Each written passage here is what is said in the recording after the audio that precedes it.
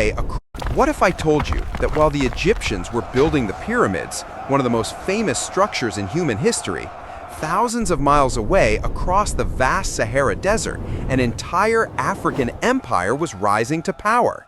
An empire so advanced, so organized, and so wealthy that it would control the trade routes of the ancient world.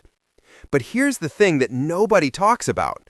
Almost nobody knows this civilization even existed. I'm talking about Wagadu, the kingdom that historians now believe was one of the first great African civilizations. Not in Egypt, not by the Nile River, but deep in West Africa, in what is now Mauritania and Mali. And the craziest part? Most people, even in history classes, have never heard of it. Why would an empire this powerful, this rich, this influential simply vanish from history?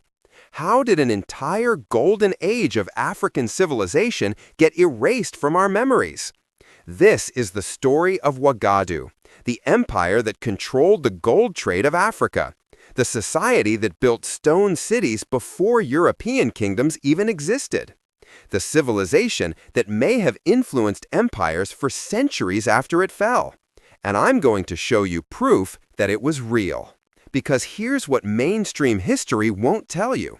African kingdoms weren't sitting around waiting for Europeans to arrive. They were building, they were trading, they were creating one of the most sophisticated civilizations the ancient world had ever seen. Listen, this video is going to change how you think about African history. I know that sounds like clickbait, but I genuinely mean it. So stick around because we're about to uncover one of the greatest